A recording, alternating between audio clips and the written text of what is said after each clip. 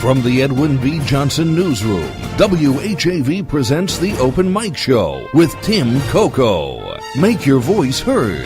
Call 978-374-1900. That's 978-374-1900. Or email tcoco@whav.net. Good evening, everyone. Welcome to this week's edition of the Open Mic Show on 97.9 WHAV FM. And what a show it is going to be. What a week it's going to be in Haverhill. Lots going on, especially this weekend, events every day and night, and we're going to talk about some of those today on the Open Mic Show. At 7 o'clock, just after the news, we're going to learn about First Fridays. This is a pretty neat event, one that WHAV, or at least the Open Mic Show, endorses. It's an event that aims to bring life to downtown Haverhill, at least the first Friday of the month, not just the bars and restaurants, they're usually open, but the stores, to bring pop-up art, to bring entertainment, to bring acts, to enliven our downtown. That all takes place this Friday during First Fridays. And Karren, McCabe, and Gerrie Maffris from the Art Market are going to be here on the Open Mic Show just after the news at 7 o'clock to talk about First Fridays. It kicks off this Friday, May 5th, in downtown Haverhill under the initiative of Creative Haverhill. Creative Haverhill is the group that is responsible for the Riverfront Cultural District. It's a state-funded grant from suddenly the name escapes me, but it's a cultural grant from the state. And we'll be talking about that.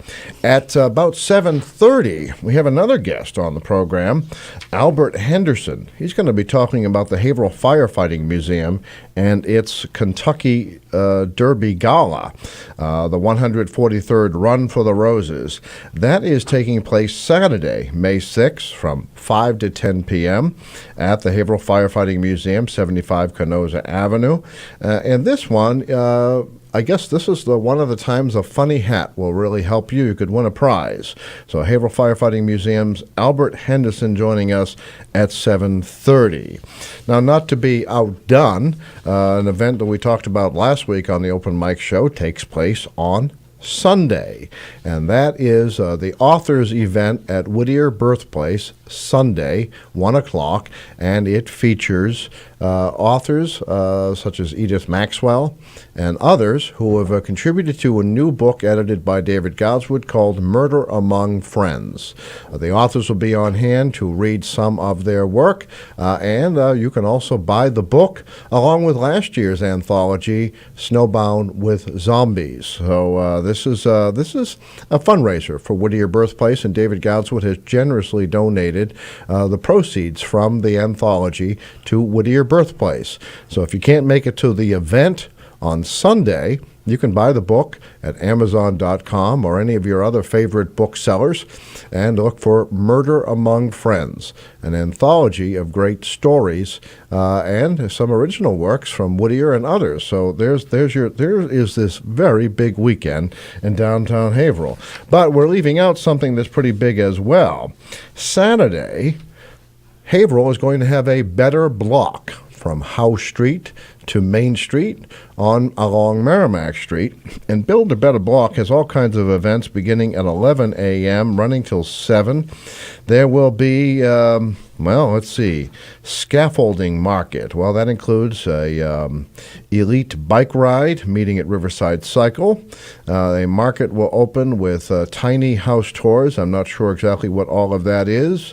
Ipswich Beer Garden will be there as well. A community bicycle ride led by the mayor, of all people. All of that and more, Riverwalk tour, other things all taking place. And then Pentucket Bank also has a pop-up shop, and it's going to include Greg Mutafis, comic book pop-up shop, Welfare Records pop-up, cooperative theater space performance, all kinds of things, apparel fashion showcase. Let's see, live music with Ryan Sawyer, Artie Raines, Connor Hennessy, Honey Oil, Mark Aleo, all that. And then, of course, there's the Beer Garden Plaza, live music with, someone younger than me probably knows what these groups are. Joni Earthquake, that sound familiar to you, Chris? All right. Troll, Liz Bills and Friends. I know one of them, Liz Bills and Friends there. Box of Birds, Karma Darwin, and Mad Yonder. Chris, those ring a bell? I knew they would with Chris. He's really up there in the music scene. So that is that's Haverhill Better Block, also Saturday, May 6th, 11 a.m. to 7 p.m. I don't think I've seen downtown this active, this vibrant in a long time. Perhaps we'll make a habit of it, at least on those first Fridays, too.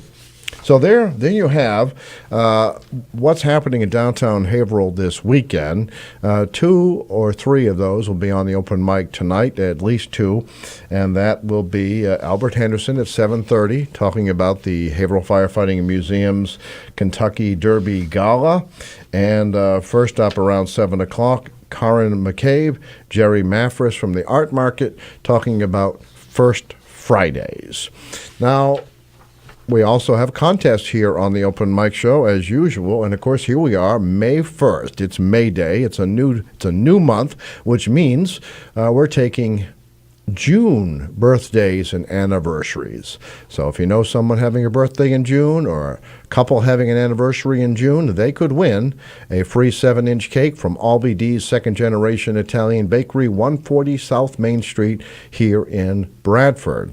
So just call in. Brian usually kicks it off. I don't know if he will this week. Maybe you can beat Brian to the phone, 978-374-1900. 978-374-1900.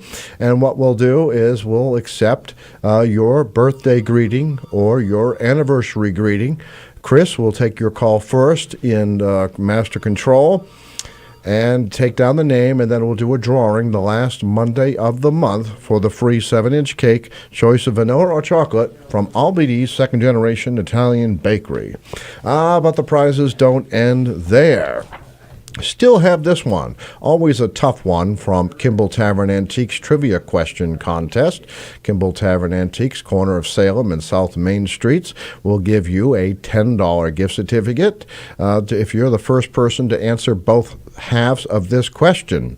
All right, the question is, name the man, first and last name, who collected hubcaps on Washington Street, near Lowell Avenue, I think. And we've already got a hint of his name. It's C.A. C.A., first and last name.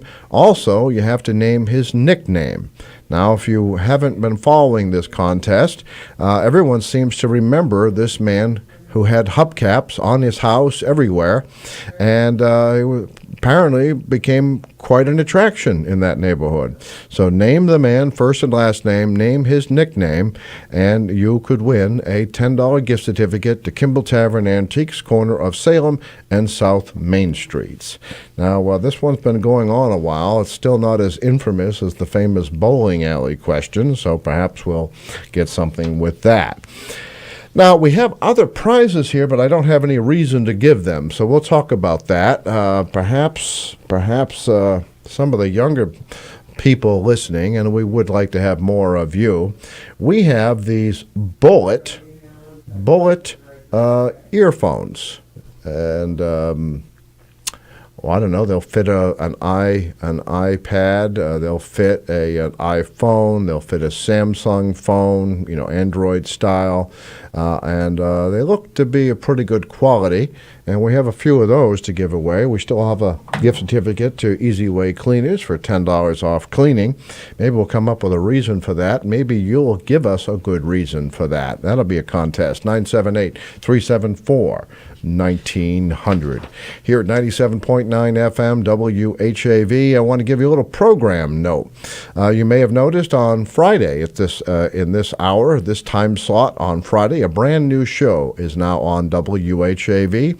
It's called Your Hometown with the host, there's got to be a better name for him, Mark LeMay. He's an all-around great guy here. He's done our imaging liners. You hear him every 15 minutes. He's done news here. He was a news director at the original WHAV. Always helping out, a great volunteer, and now doing his own program, Your Hometown.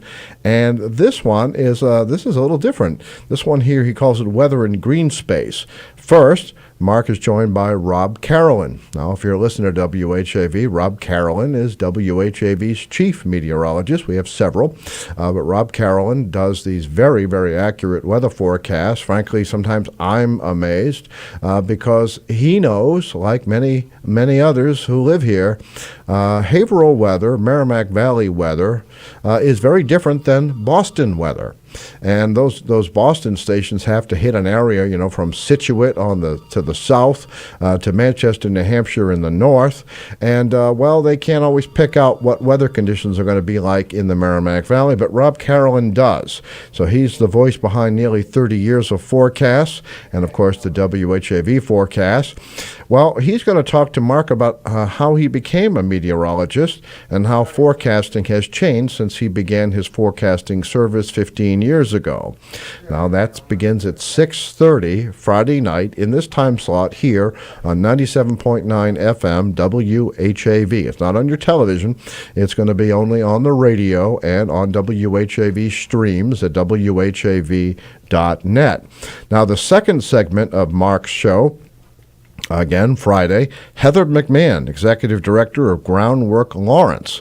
She's going to talk about her efforts to encourage green space and community-based agriculture in an otherwise urban setting.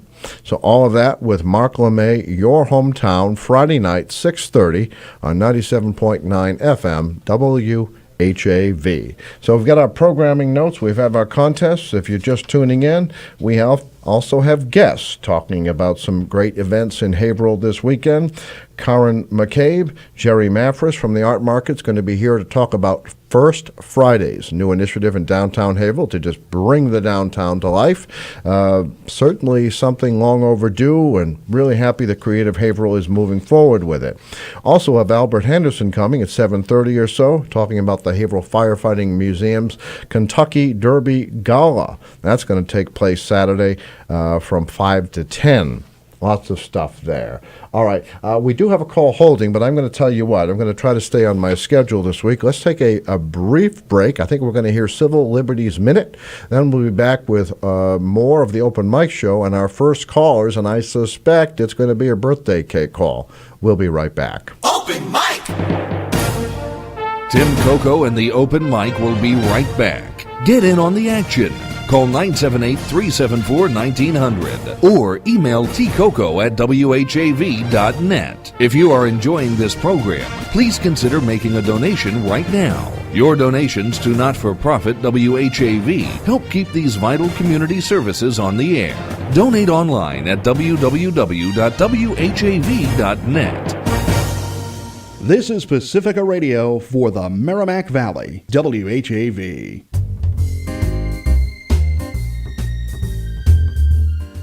Learn more about the people behind the stories on Your Hometown with Mark LeMay. From Greater Haverhill and the Merrimack Valley, Your Hometown is a great way to wrap up the week, hearing the stories from the people behind the stories. Your Hometown with Mark LeMay, Friday nights at 6:30 on 97.9 FM WHAV.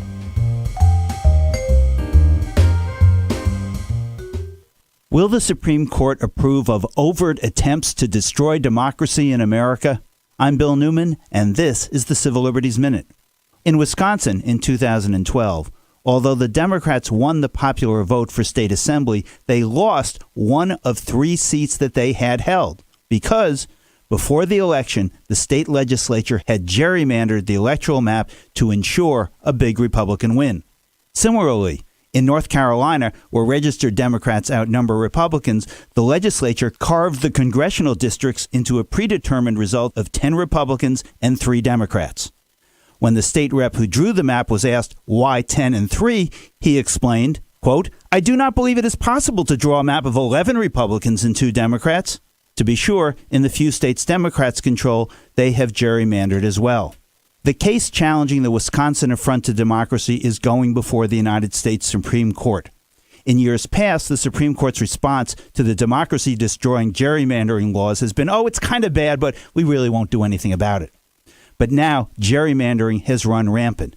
If the Supreme Court does not restrain democracy-destroying gerrymandering, you can just imagine the dinner conversation in the not-too-distant future when someone says, remember when we didn't used to have one-party rule in our state, in our country? The Civil Liberties Minute is made possible by the ACLU, because freedom can't protect itself.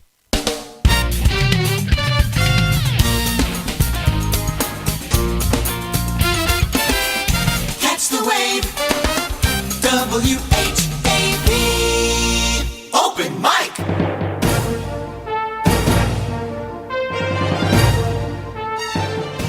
From the Edwin B. Johnson Newsroom, WHAV presents the Open Mic Show with Tim Coco. Make your voice heard. Call 978-374-1900. That's 978-374-1900. Or email tcoco@whav.net. On your radio at 97.9 FM WHAV, this is the Open Mic Show. I'm your host, Tim Coco. Before we go to our calls, just one last time in case you're just joining us.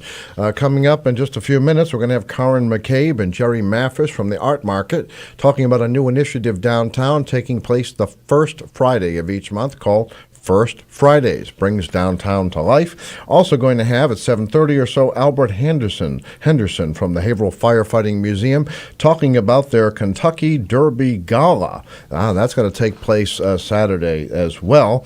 We'll learn more about those two. Let's go to the phones right now. You are on the Open Mic Show. Are you ready to kick off the June birthdays? Well, that's a good question, Brian. Are you ready?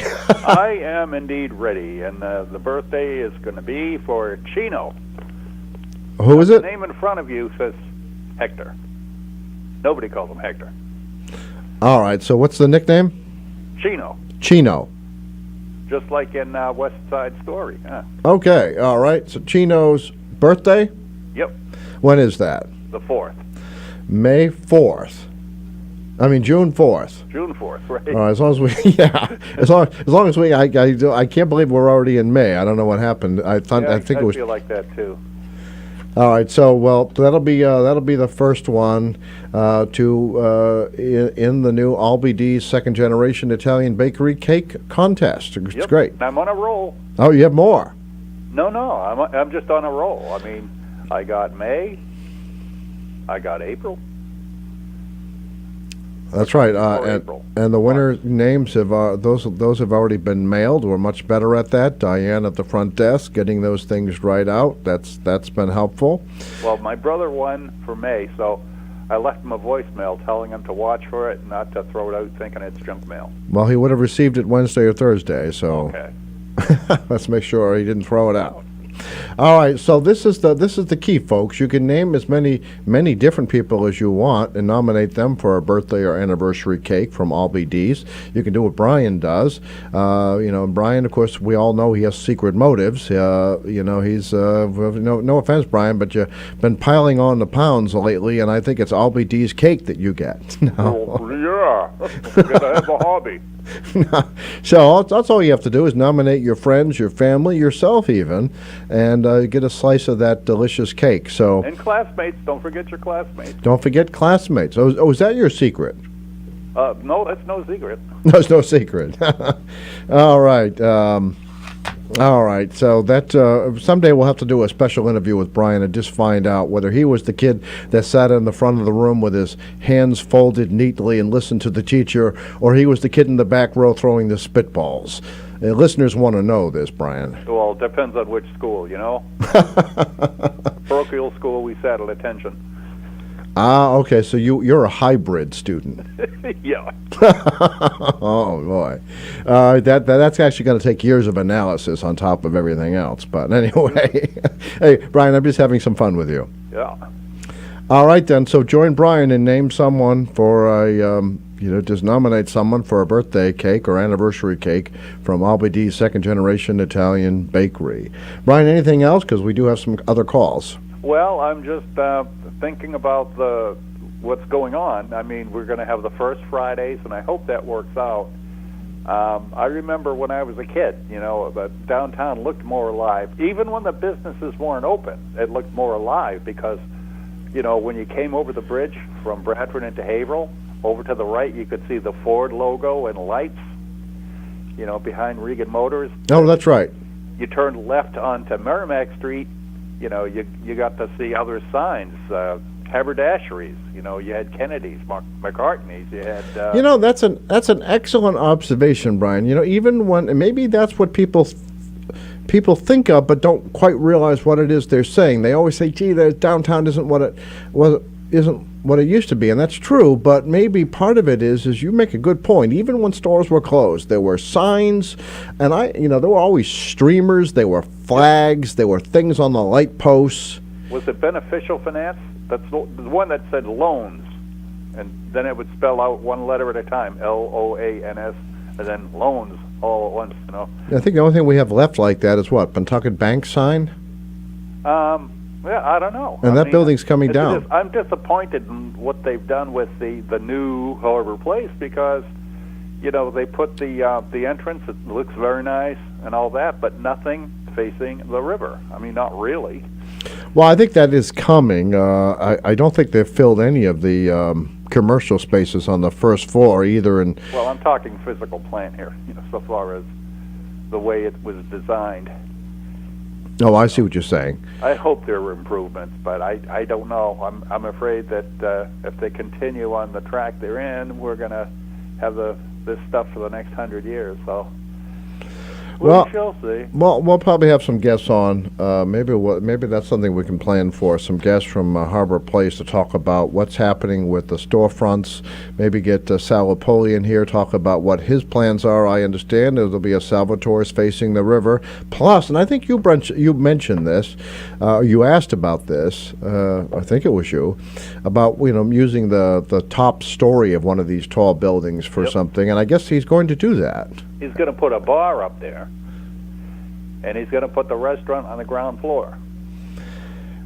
Well, that's a long way to hand me a drink, but I'll figure it out. Well, you get people up there where you can keep an eye on them. We'll have to get one of those dumb waiters or just a rope out the window. I'm not quite sure which, but all right, yes. All right, well, Brian, thank you very much for your observations. One more thing before I go. You got somebody representing the Haverhill Firefighters Museum coming on, and I still don't know if they've made a permanent solution for wheelchair accessibility. Oh, all right. I don't know if our guests will know that, but I'll make a note about it. Yes, they did tell us when they were on the here last that they had a temporary solution for events. Is that right? Yeah, they had a temporary setup for that particular day. Yeah, I think that was the 9/11 thing, but they did, yeah.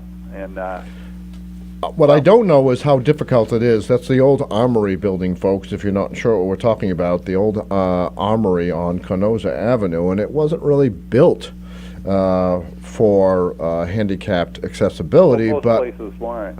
But there are ways around that, the ramps, the porches with lifts, that kind of thing. Brian, probably, having served on the Disabilities Commission, probably knows of many, many other solutions that could be done economically or done in a larger way. Yep, there are a bunch out there. Well, actually, we're going to be doing more on that subject as well. I'm hoping that I can cover something that you might find interesting, Brian, but I haven't been able to confirm the date yet. Okay. Well, thank you very much, Brian. Great observations, and you're kicking off the June Albany's second-generation Italian bakery anniversary and birthday cake contest. Thank you, Brian. That's right. Okay. All right. You have a good evening. You too. Thank you very much. Okay, we have another call now. I believe this one might be about our other trivia question. You are on the Open Mic Show. Talking to me when Yes. you said that. I could hear you say you're on the open mic. And I started talking, and you weren't listening. Well, you can tell that, huh? Because I forgot well, to push. I could hear you say to me, I thought actually, I said, I think I beat Brian tonight, and I didn't. But anyway, my hat goes off to Russell Conway for that wonderful article on Kendall Smith. That was written by Russell Conway. Well, it's funny. I asked, okay, you spill the beans, but I asked Russell if I could use his name, and he did not want to take any credit for it. He said that Ken's daughter did most of the work, that he was simply a researcher. Well, he did a lot of research. I mean, I actually saw Russell, and he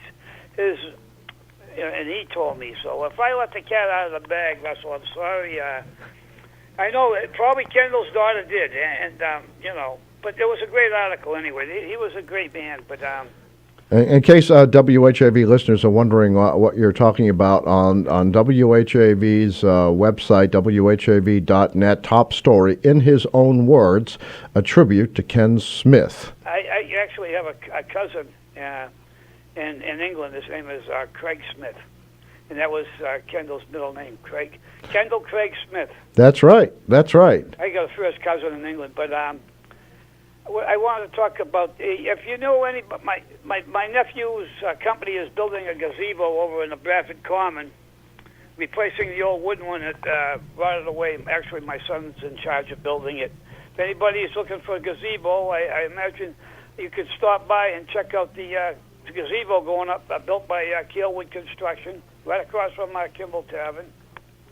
Well, that's an interesting. I knew because I know Frank Kamoa here was out there. He took some pictures of it, and he told me that he may have talked to you. I ran into him one day. He did a little interview with my son and a couple of the guys.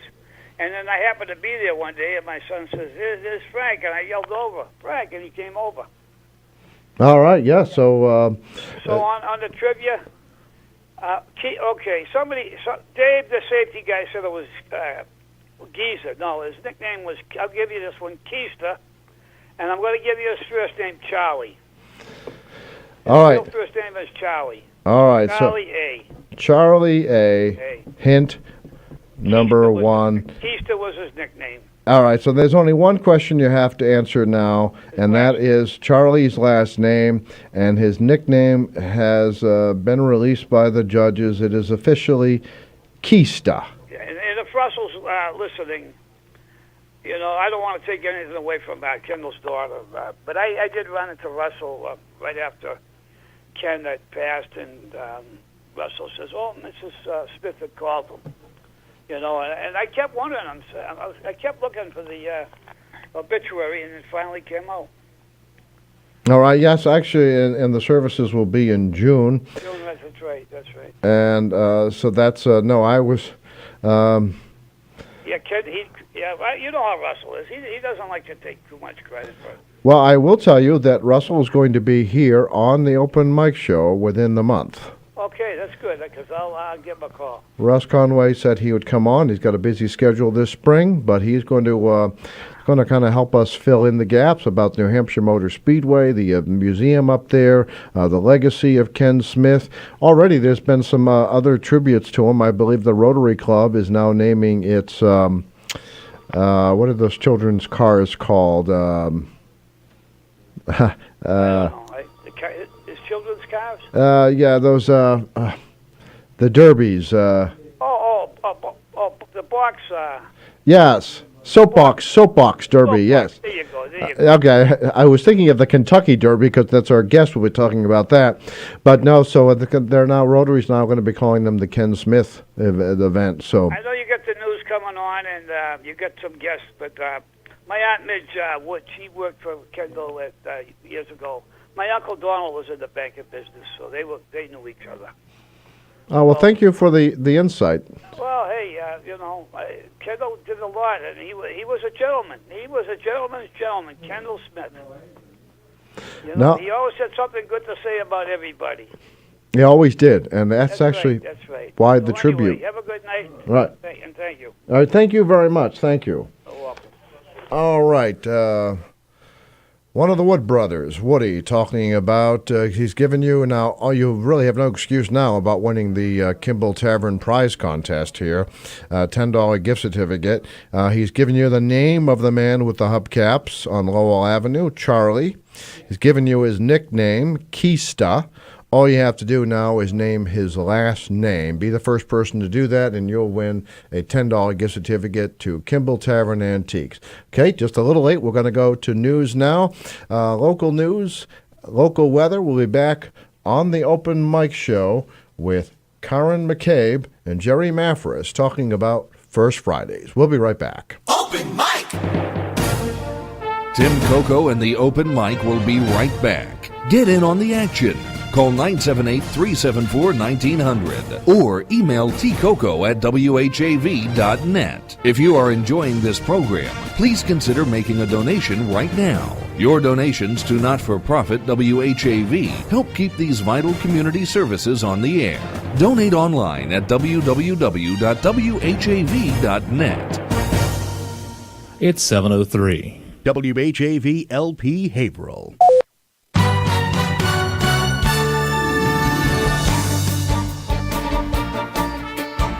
Here's what's happening in local news. High school administrators are contacting parents to warn them about the controversial topic of a Netflix series popular with teenagers.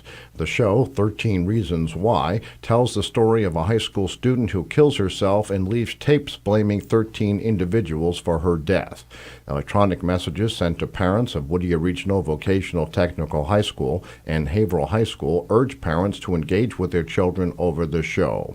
The series is trending on a national level and is gaining much attention in our school community, said the message from Whittier.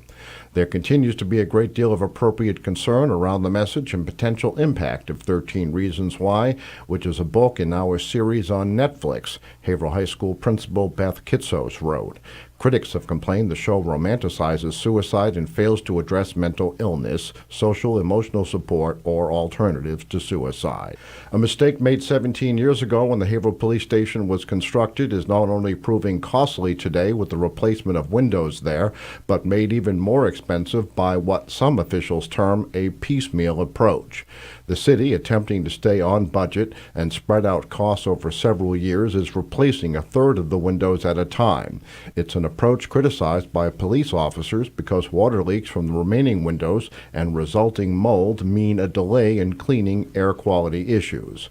Haverhill purchasing agent and energy manager Orlando Pacheco confirmed the staged approach. Right now, what's ongoing, based on the bids that this office sent out, only does 1/3 of the windows.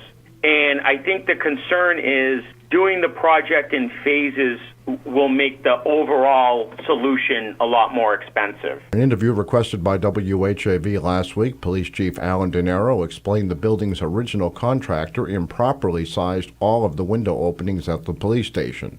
This meant the original intended commercial-grade windows could not be used. Inferior, off-the-shelf windows were installed instead, did not fit properly, and were placed without proper supports and insulation. The full extent of the original pour installation was revealed when contractors arrived recently, opened the walls, and found haphazardly installed shims supporting the older windows. Worse, the chief said, windows on both sides of the brick columns can't be replaced at the same time because, in his words, a whole column of brick between them would collapse. He summarized the 1999 building project as criminally negligent. DeNaro said the first phase of installation cost $350,000, but replacing windows all at once would have cost $1.1 million. Now, he said, estimates suggest it'll cost more than $1.5 million to complete the project. Pacheco explained why replacing the windows in 3 stages rather than all at once could cause costs to rise. You know, it's a lot of scaffolding for that project that has to come up and come down. As WHAV reported in 2015, a study by the State Department of Public Health found the police station requires substantial indoor and outdoor repairs because of what they called chronic moisture infiltration and visible microbial growth. Haverhill Police Patrolmen's Association President Rick Welch said the union received a promise from Mayor James Fiorentini that mold cleanup would take place continually until all of the new windows windows are in place. He said he accepts the offer, but believes it would have been better to change all of the windows and address mold all at once. Superior Officers Association President Robert Bastoni agreed, saying, "Common sense says, why would you begin to waste money on mold remediation? We can't get rid of the mold until we get rid of the water," the chief added. Pacheco said he agrees with the chief's logic. Obviously, you want to mitigate water infiltration to the police department. That is the end goal, I think, because otherwise you haven't really solved the problem. Remember, WHAV is the only Haverhill-based news source. There's always more at WHAV.net. In the Edwin B. Johnson newsroom, this is Tim Coco. From Feature Story News in Washington, I'm Rebecca Foster. U.S. President Donald Trump has said he would meet with North Korean leader Kim Jong-un about the country's nuclear weapons program.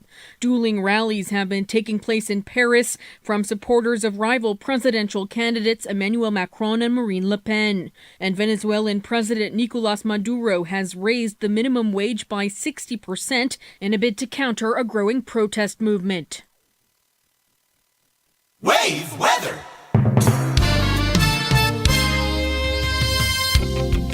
I'm WHAV meteorologist Rob St. Pierre with Wave Weather. Now tonight, a warm front is slowly going to come up from the south. We'll see some showers develop. There could be a thunderstorm as well. Temperatures will be somewhere in the mid-50s, but should rise toward daybreak. Tuesday, showers then by midday, then partly sunny and breezy and warmer too with a high 70 to 75. Partly cloudy Tuesday night will be in the upper 40s, and then sunny weather expected on Wednesday with a high somewhere in the mid-60s. I'm WHAV meteorologist Rob St. Pierre. Your next wave weather in 30 minutes. This is Pacifica Radio for the Merrimack Valley. WHAV. WHAV, Merrimack Valley, open mic.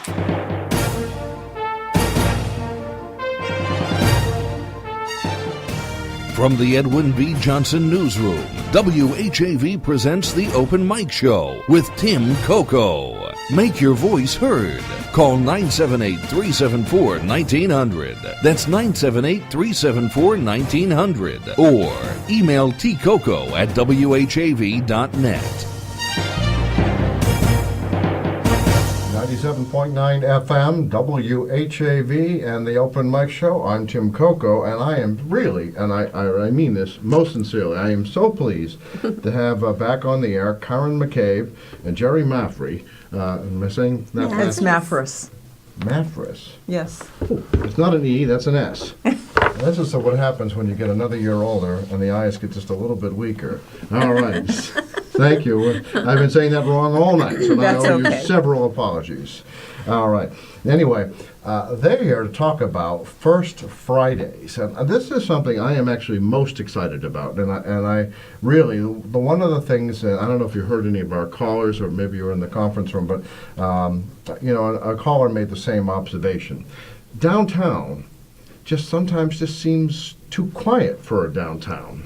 Definitely. And, we do have some restaurants and bars downtown, but First Fridays is about much more than that. It's about opening the buildings, opening the storefronts, bringing some entertainment, bringing some, well, we're going to find out, aren't we? So, hopefully. Now, both of you are most closely involved with the art market, is that right? Yes. Yep. Now, I know that we had the art market discussed on the Open Mic Show in the past, and this, tell me about it. Is it still in the same location? Where is it now? No.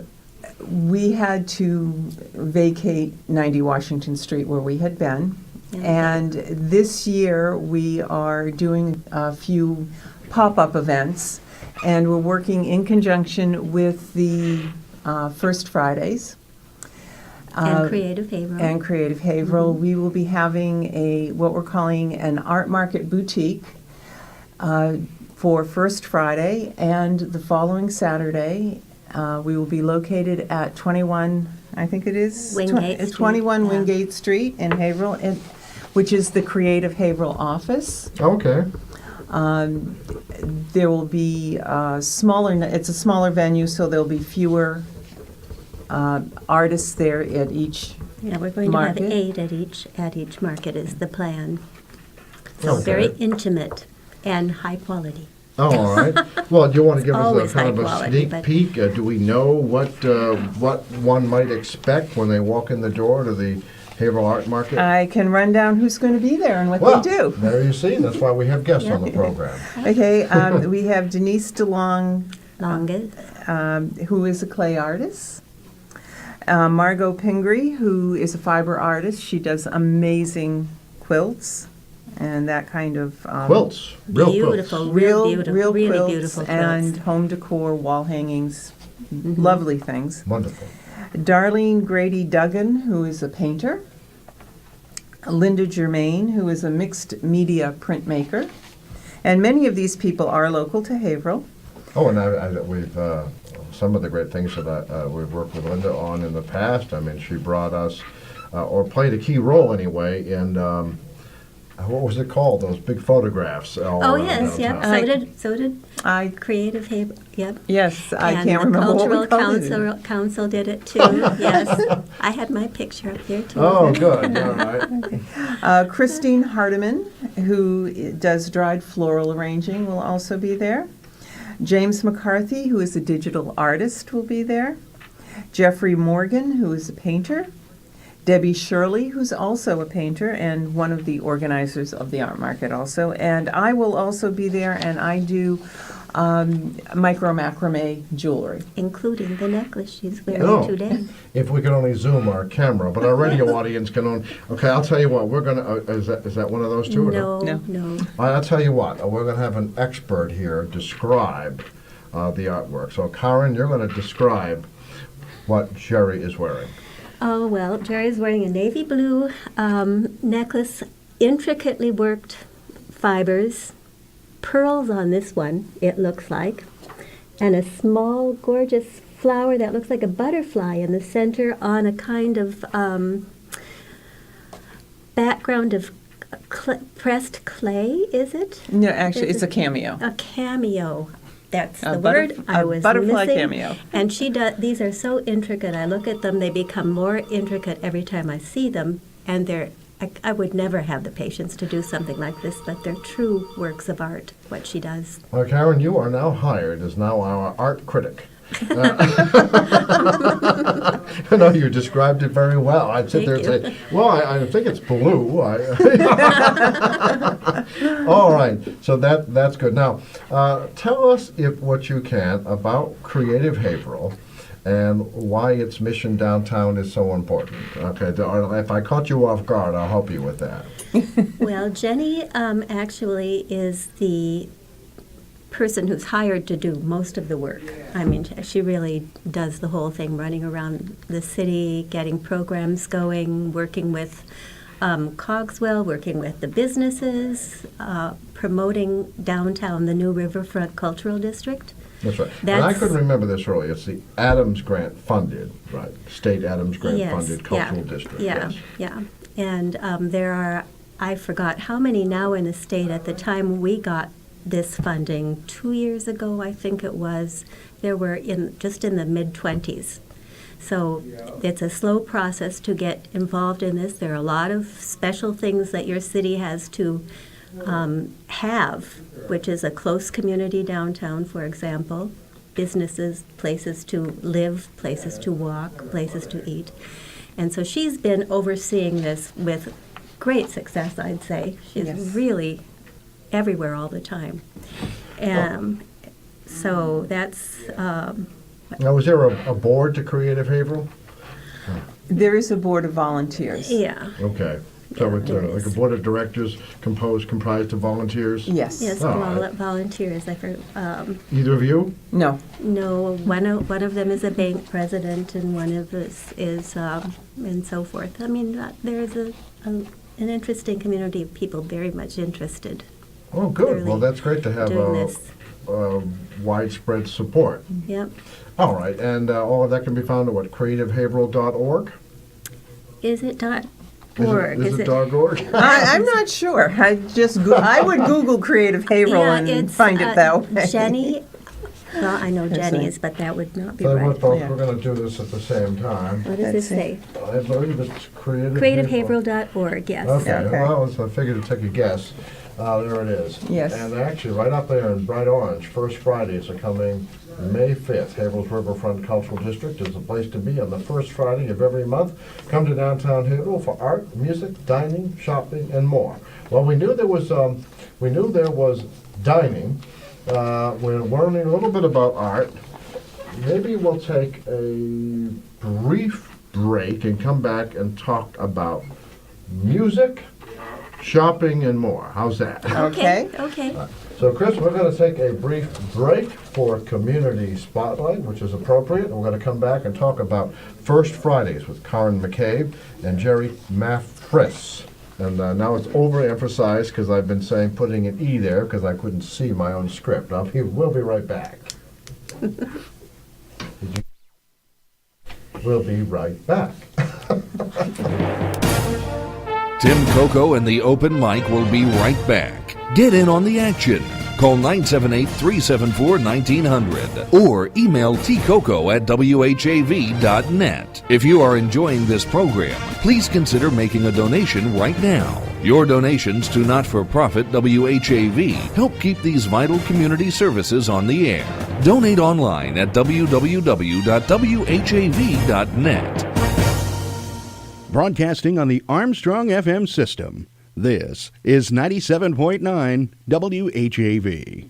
Catch the wave! Melinda's Garden Moments help gardeners create and maintain a healthy, beautiful garden with ease, inside or out and all year long. This is Melinda Myers, inviting you to tune in every weekday morning, right here on WHAV. You'll learn creative ways to grow your own vegetables and herbs while beautifying your landscape. Eco-friendly lawn care, flower garden design basics, unique container gardens, attracting birds and butterflies to the landscape, and much more. Again, please join me weekday mornings for Melinda's Garden Moment for a very environmentally friendly approach to gardening. Remember, only local radio can bring you this feature opportunity, but only WHAV does. Community Spotlight.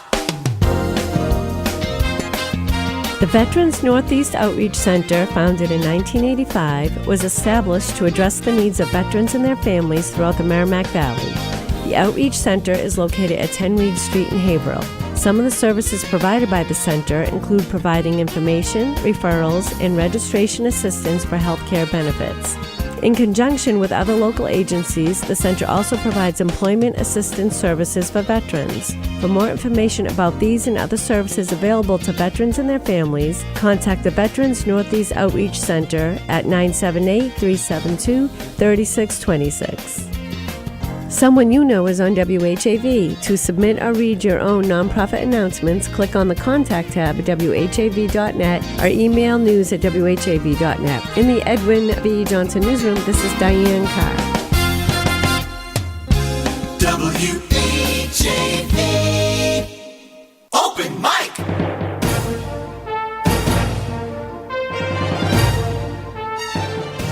From the Edwin V. Johnson Newsroom, WHAV presents the Open Mic Show with Tim Coco. Make your voice heard.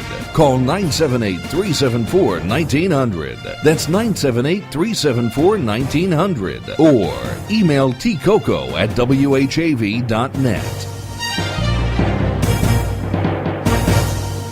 And welcome back to the Open Mic Show. We have Gerrie Maffris to my left, Karren McCabe all the way to the other side, not that far away.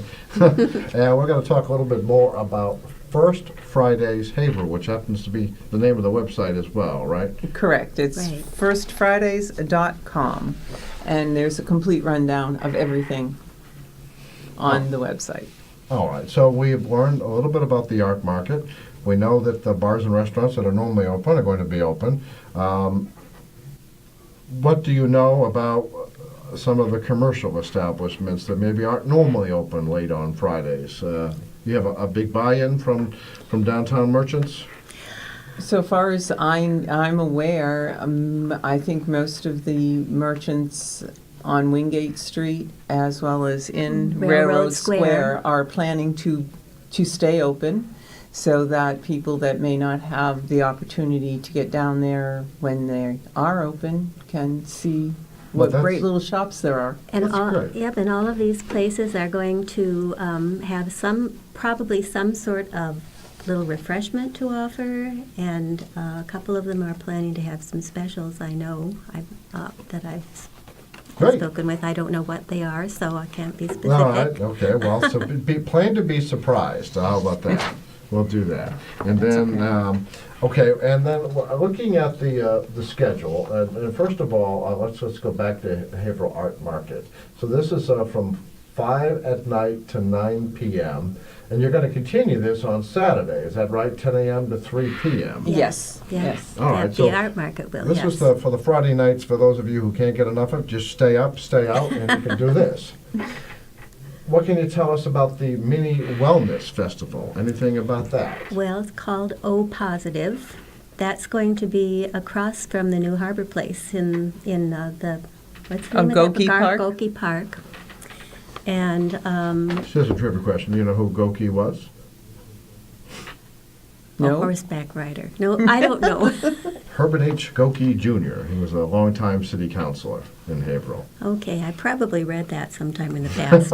No, I just every time I have a chance to point out why his name is there, because it's not much of an honor if people don't know. Maybe someday we'll do a whole program on who he was and why he was important to Haverhill. But anyway, give me a chance to do that. All right, and so O Positive is getting together. Of course, they're going to be really big the next day during Haverhill Better Block. Yes. And but this one is also involves Giving Tree Yoga and Wellness, 129 Essex Street. They are going to be doing a class or a demonstration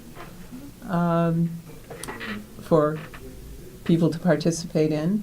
Find out what they're about, because Yes. I know they have other things too planned following that. For example, on the 7th, but that's that's an extension of this whole thing. So people are hoping it works, obviously, to get people out and involved even further.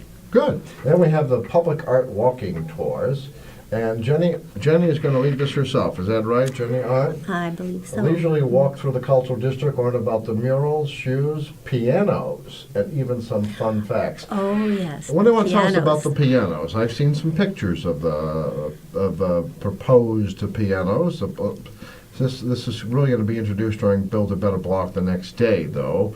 But what do you know about the piano project? I think this is something that's been going on all over the country, and we're getting to be part of it. People pop up and play pianos, paint Yes, it.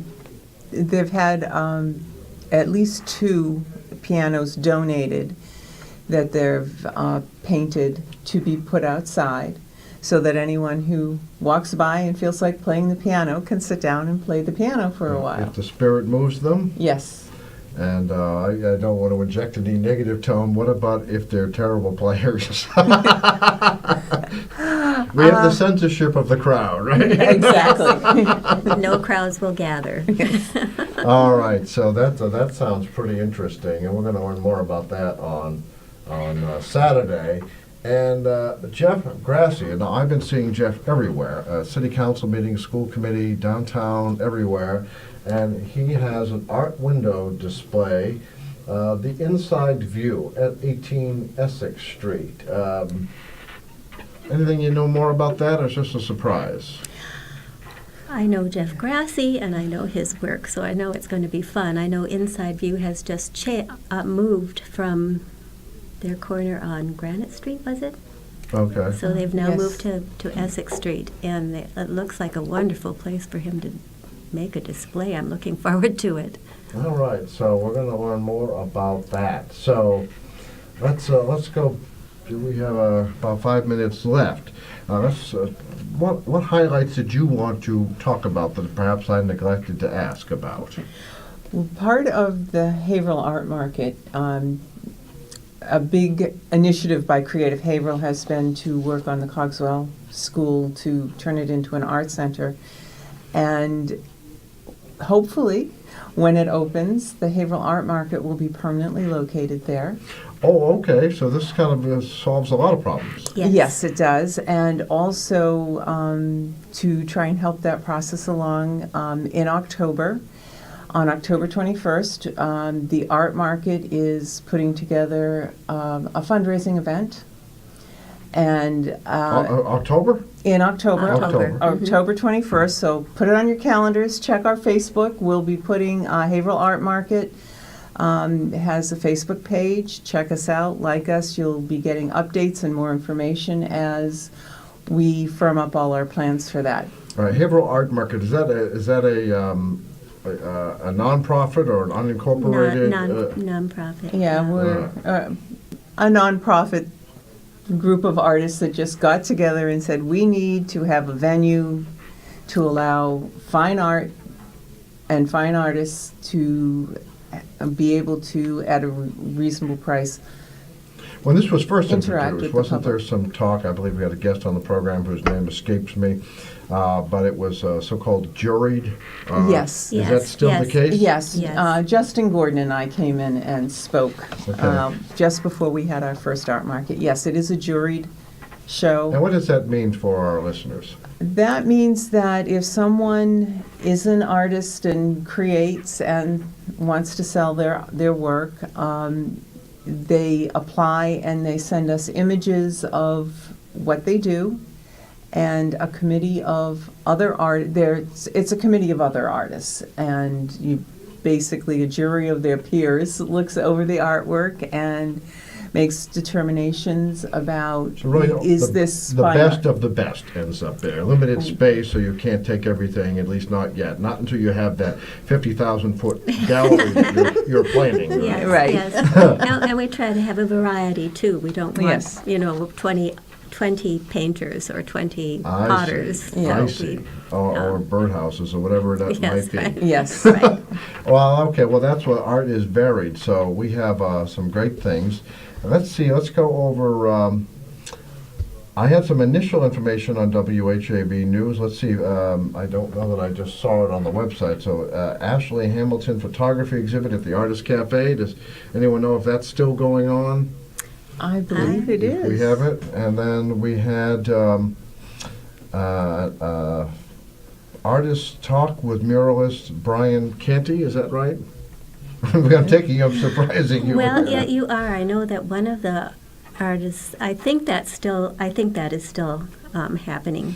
And then you mentioned during the break Battlegrounds, and they're having the River Bards Poetry Open Mic Night. Is that right? Yes, they are, and it's being hosted by Latria Masters that night, who is also probably going to be singing, as she has and doing poetry. Well, wonderful. Latria Masters sang the national anthem at WHAV's inauguration ceremonies, March 16th. Our formal inauguration happened. We saved that date because it's the 70th anniversary of the original WHAV in Haverhill. And Latria is really talented, and we're very pleased to have her. Yeah.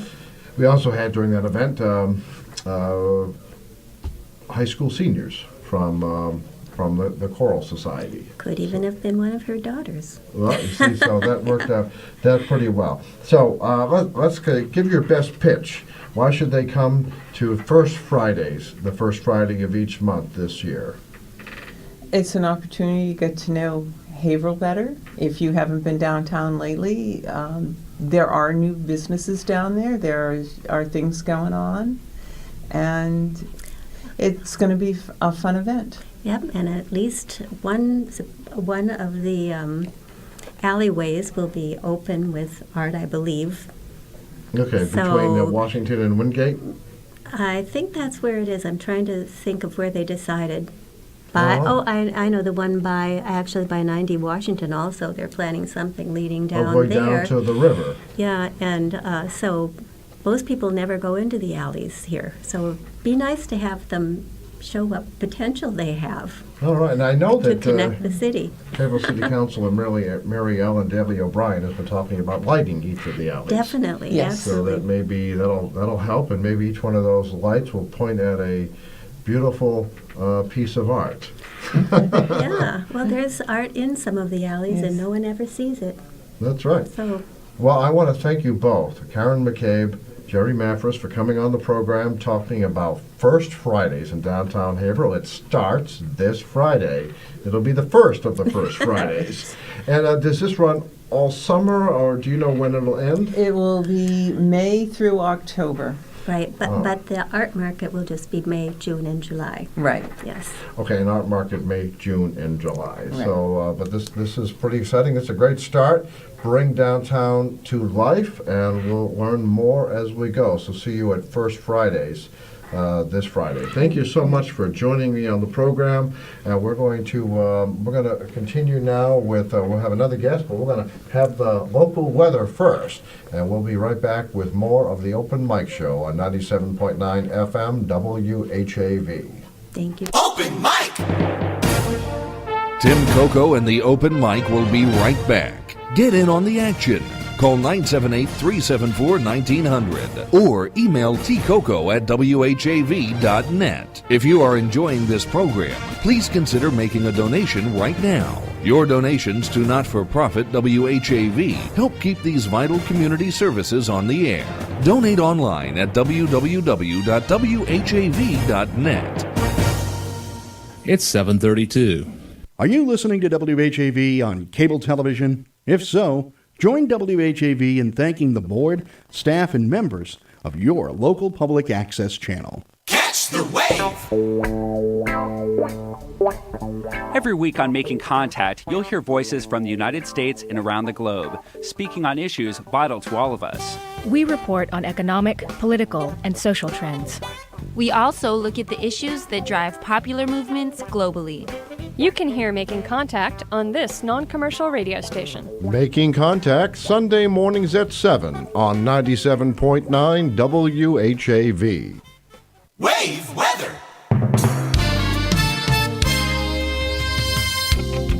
I'm WHAV meteorologist Rob St. here with Wave Weather. Now, tonight, a warm front is slowly going to come up from the south. We'll see some showers develop. There could be a thunderstorm as well. Temperatures will be somewhere in the mid-50s, but should rise toward daybreak. Tuesday, showers then by midday, then partly sunny and breezy, and warmer, too, with a high 70 to 75. Partly cloudy Tuesday night will be in the upper 40s, and then sunny weather expected on Wednesday with a high somewhere in the mid-60s. I'm WHAV meteorologist Rob St. Pierre. Your next Wave Weather in 30 minutes. WHAV Open Mic!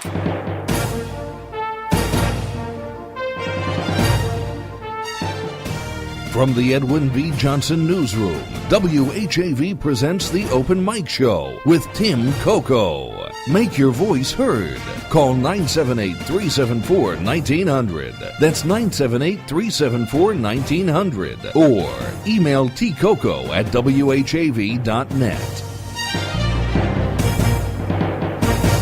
I'm Tim Coco, and this is the Open Mic Show, and next to me now is Albert Henderson, who's going to be talking to us about the Haverhill Firefighting Museum and its Kentucky Derby Gala. And he says, if those of you watching on television or WHAV.tv or Facebook, where WHAV is streaming, he says he doesn't usually look like this. So yeah. this is your Kentucky Derby outfit? Yes, it is. Yeah. All right. So what can you tell us about this event? And that's, of course, another exciting event this weekend in not downtown. It'll be out Kenoza Avenue at the Firefighting Museum, Saturday, May 6th from 5 to 10 p.m. That's correct. 5 hours. So, we got a lot going on. All right. So what can you tell us about? Well, we're going to watch the race, which, of course, is the Kentucky Derby. And that should be exciting, but it's mostly the theme of the Kentucky Derby that we're really excited about. It's, of course, going to be at the old Armory building, which is the Haverhill Firefighting Museum, and also the Haverhill Fire Department Credit Union.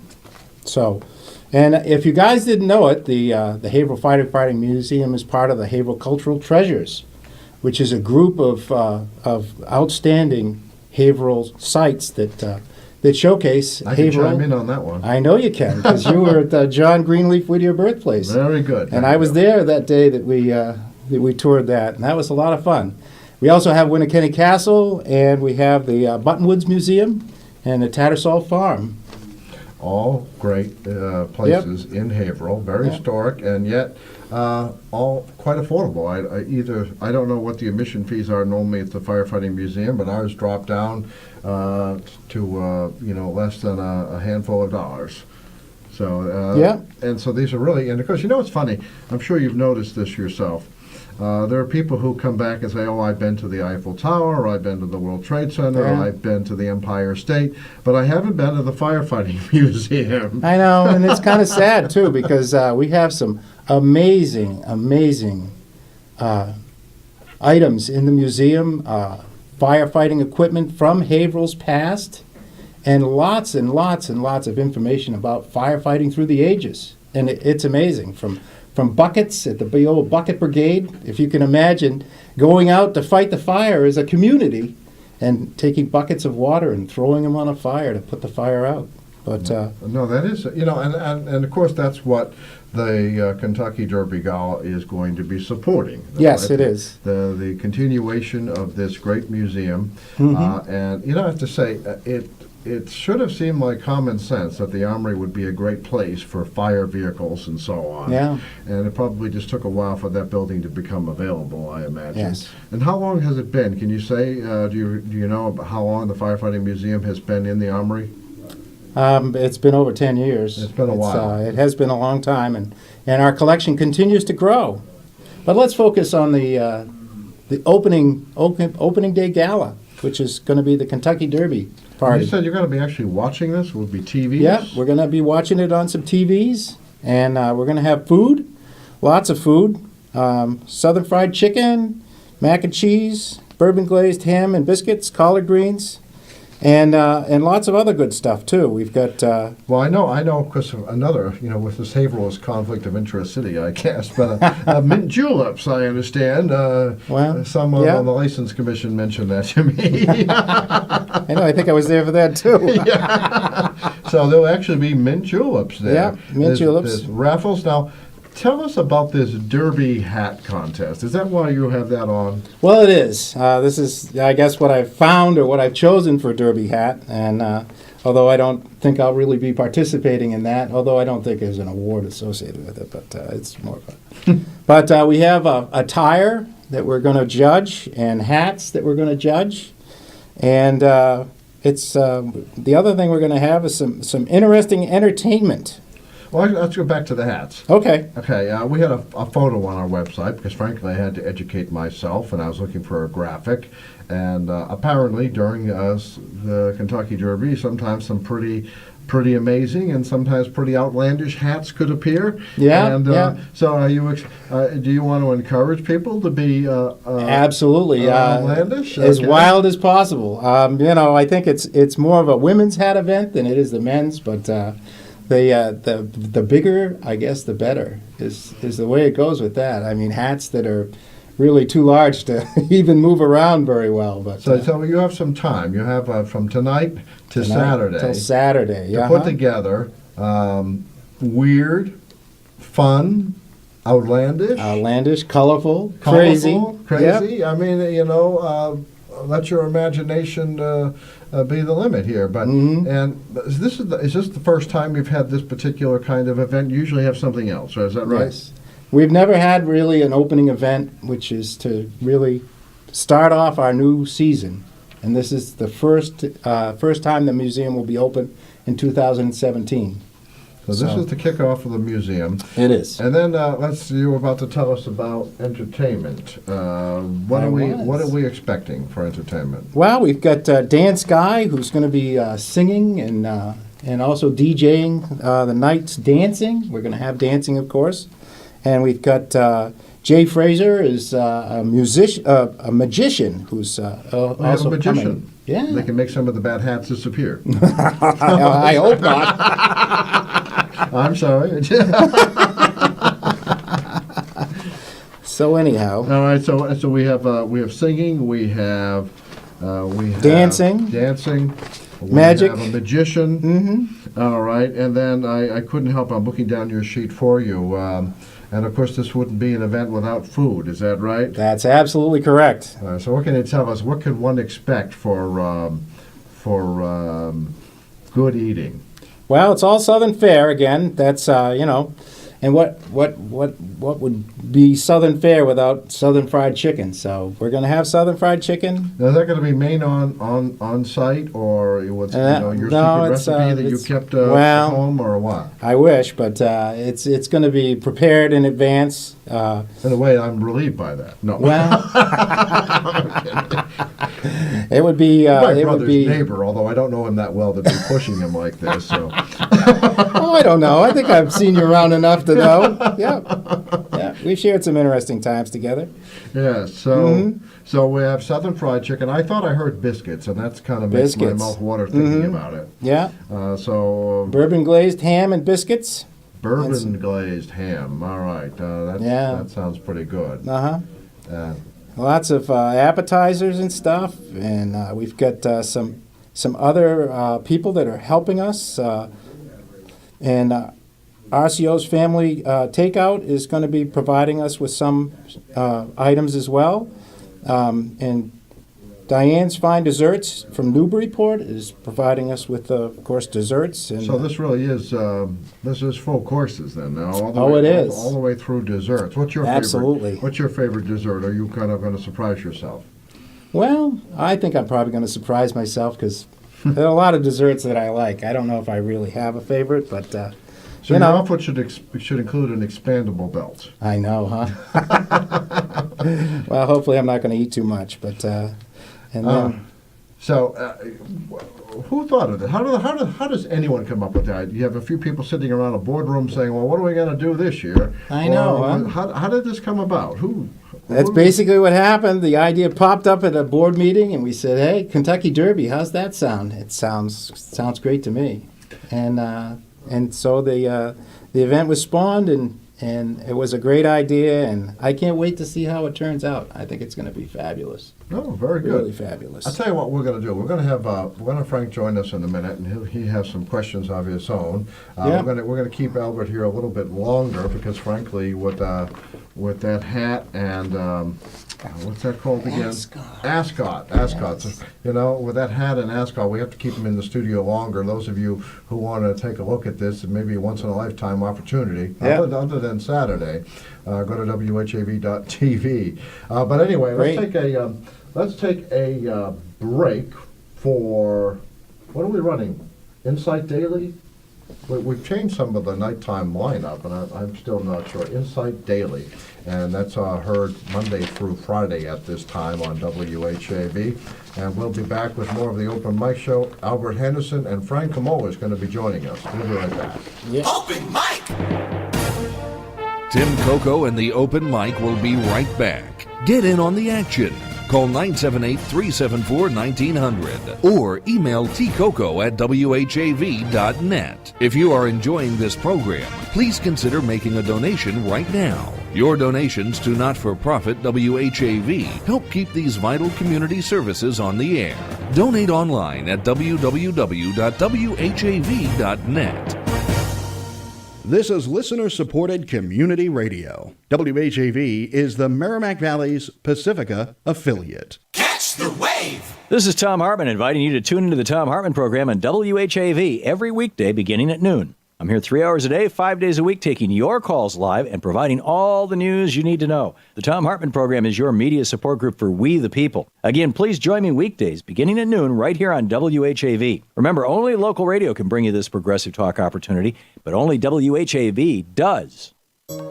Insight Daily Radio. From today's best-selling books to the newest discoveries, the editors of BookPage share their insights and reviews. For Lit Break, here's Hilly Levine. Welcome to Lit Break. Today, we're talking about best-selling author Elizabeth Strout's new book, Anything is Possible.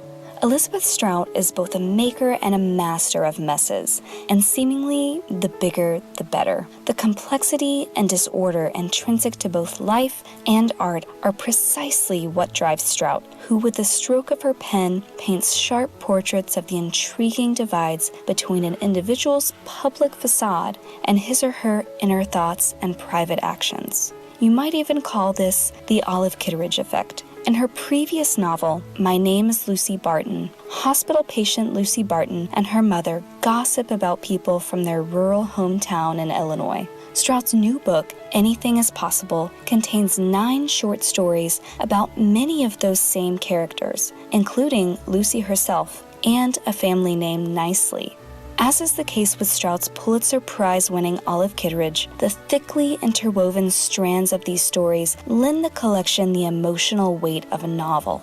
Unlike her first 4 books, mostly set in Maine, Lucy Barton and Anything is Possible focus on an imaginary Midwestern town. The Link stories in Anything is Possible are mesmerizing, with emotions that will resonate with readers. She takes note of whatever she happens to be feeling and attempts to instill that emotion into her fiction. Find our full interview with Elizabeth Strout and much more at bookpage.com. For Lit Break, I'm Hilly Levine. Thanks for listening and keep reading. There's more online at bookpage.com. Insight Daily Radio. WHAV Open Mic.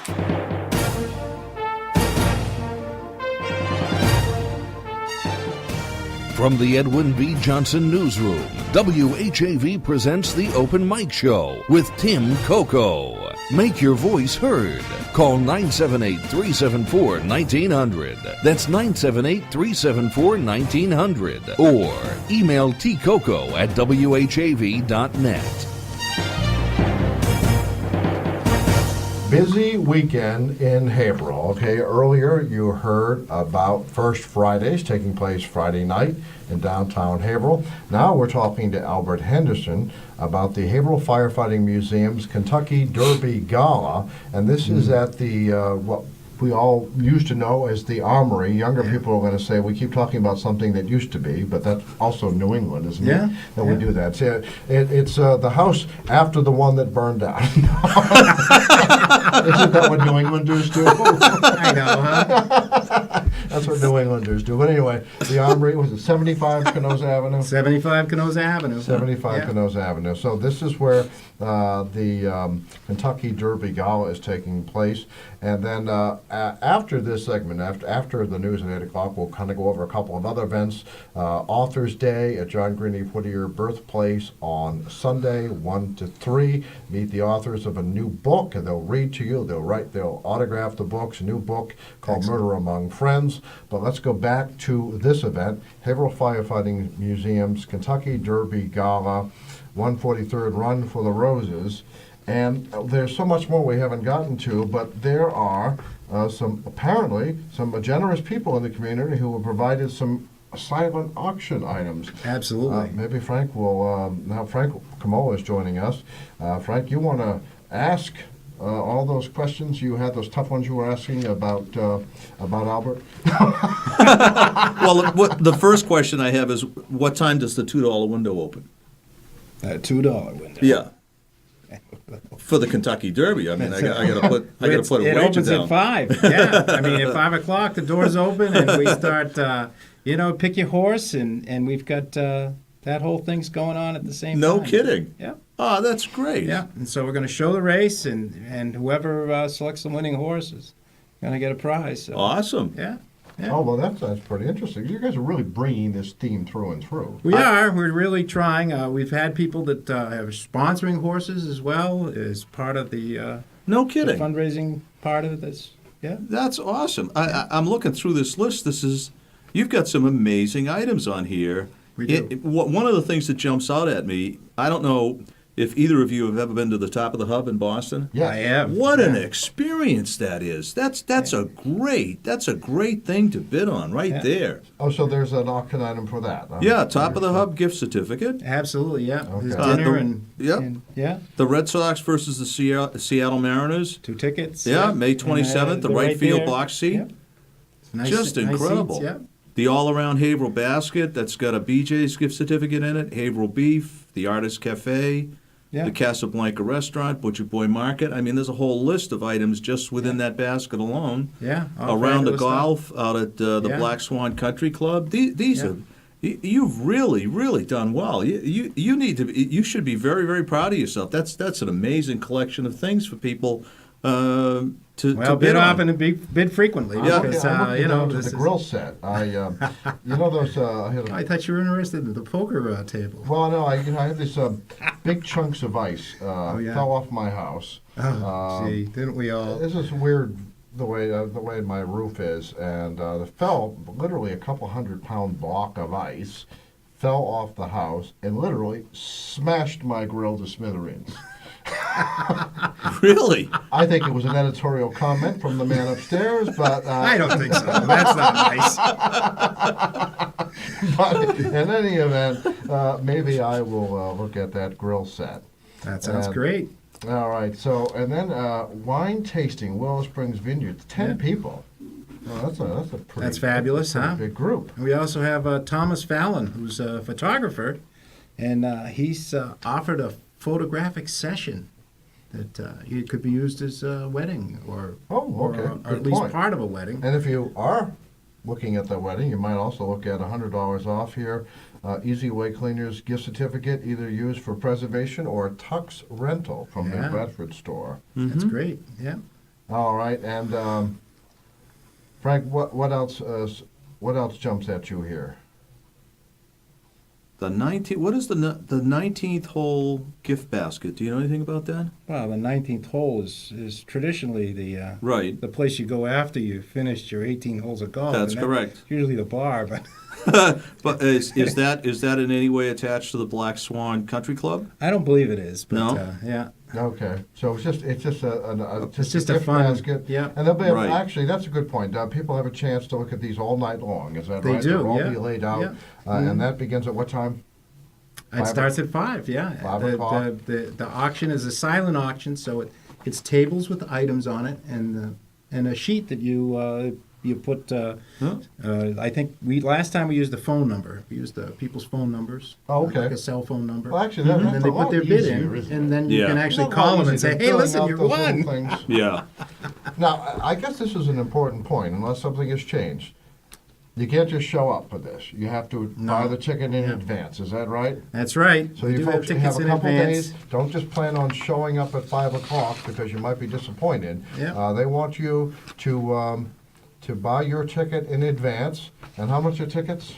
The tickets are $60 a piece per person. But that includes food. all of this food, entertainment, and really a lot of fun. And a lot of fun. And not to mention the most important part, really. Let's face it, folks. The most important part is we are supporting the Haverhill Firefighting Museum. Yeah. And that's really why this is important. Mm-hmm. All the other things are extras. Yeah. And so that's good. And they can buy them online. Yes. At Haverhill Firefighting Museum, all one word, .org. It is a long word, but you know. Haverhill Firefighting Museum. Yep. .org. They also can dial. Do I still have the right information here? For ticket info. Yeah. For a ticket you have, I don't have the same number. So let's see. Well, use yours because I think that's probably the right one. Well, no, let's just hope this works. we're calling your neighbor who goes to bed early at 978. Who lives right beyond that house that burned down? You talked about before. Yeah. 978-835-1565. Now, I know, do you have people listening who are ready to call in and say no? Probably. They all told me they were going to be online watching, so. But you have this other. I just worried that something's changed. This was from an earlier press thing. What are these other ones? This is the Cultural Treasures contact number. It's the 978-994-1854. And the other one is our. They are calling now. Is our I think our local number at the museum. Here's some other numbers. 978-994-1854. And then we have another number, 978-478-8074. Yeah. And undoubtedly, someone is calling now to tell us about this. But you can use your credit or debit card, and you're going to be going through PayPal when you buy your tickets. And but if that doesn't work, call one of these numbers, or if you haven't remembered half of this, you're in your car driving, and don't take out a pen now and try to write it down on 495. Just Google Haverhill Firefighting Museum. You're going to learn about the Kentucky Derby Gala. You're going to have a chance to buy tickets and really have some fun. We have a caller. Is this a call for the guests? All right, we have about 5 minutes, so I'm going to give you that, because you can't hear the guests otherwise. Okay. And Frank, I'm going to reach around there, if that reaches you. Yep. All right, we're going to go. We're good. Sorry. This is when you're in a live studio, the speakers go off, the headphones go on. So, caller, you are talking to the guest, Albert Henderson of the Haverhill Firefighting Museum. Are you there? What's that? This? Okay, are you there? They call in, right? All right, yes. You can't, I don't know what you're listening to, but listen only to your phone. All right, you're on the air. Yes. You're on the air. Turn your mic on.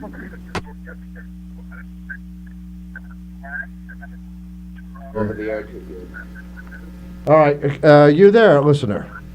I'm here. All right, you just listen to the phone, or there might be a little delay on other devices. What is your question? Oh, I'm calling to. Hold on. I'm calling to offer free tickets to the event. Oh, free tickets for the event? Yeah, 2 free tickets to the event. Oh, all right. This sounds like someone who might be officially involved. Yes. I think it is. My name is Cynthia Graham. Oh, Cynthia, what a great pleasure to have you on. Okay. All right, so you are going to offer tickets. What do they need to do? We'd like to offer 2 free tickets to the Kentucky Derby Gala. To say, I don't know, your 5th caller or whatever, however you want to do it. That's a good point. I'll tell you what, we're tight on time. The very next caller who wants to go to the Kentucky Derby event at Haverhill Firefighting Museum, the Kentucky Derby Gala. Here's your chance to save on that ticket price. Dial 978-374-1900. 978-374-1900. We will continue this after the news, so you don't give up just because Albert left with the funny hat, and that's the ascot and stuff. Don't give up, because Cynthia Graham, you're the president or secretary? Vice President. Vice President. See, you guys change your titles all the time, so. Yeah, no, not all the time. Not all the time, but just enough to confuse Tim. Yeah, just enough Sorry. to confuse me. Yeah. Oh no, I'm kidding. No, actually, thank you for reminding me, because we had originally talked in advance about the ticket offer. And I brought them. Right. And he brought them. So we're going to give away this ticket. But Cynthia, you've been listening to the program. What? We have. Anything did we leave out here? Let's see. We're also going to be having a photo booth that you can take pictures of yourself, in your beautiful derby garb. We have baskets that will be raffles, and I'm trying to think. What else? That's an impressive. We were talking earlier, and that's a very impressive list of items that you have as auction items.